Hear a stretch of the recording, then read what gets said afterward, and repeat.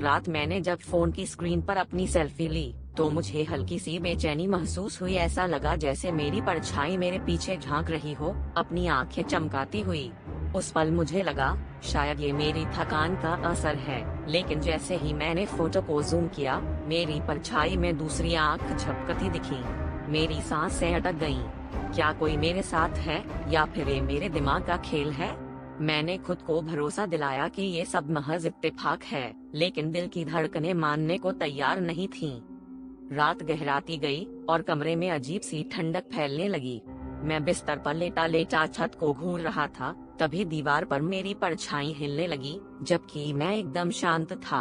अचानक मेरी ही आवाज कमरे में गूंजी, अगर तुझे सच जानना है तो खिड़की खोल। मैं डर के मारे पसीने पसीने हो गया, लेकिन जिज्ञासा ने मुझ पर काबू पा लिया।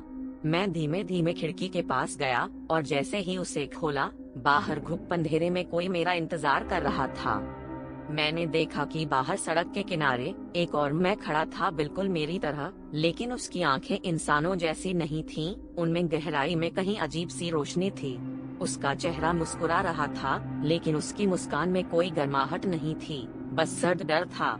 उसने मुझे इशारे से बुलाया और बोला, अब तुझे अपनी असली पहचान देखने का वक्त आ गया है। मैं चाहकर भी खुद को रोक नहीं पाया और उसके पास चला गया।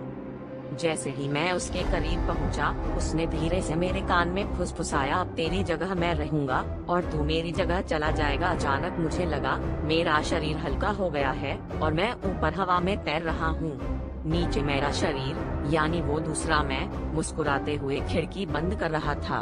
अब मैं सिर्फ एक परछाई बनकर रह गया हूँ और असली दुनिया में मेरी जगह कोई और जी रहा है, मेरी शक्ल में, मेरी आवाज के साथ, लेकिन वो मैं नहीं हूँ।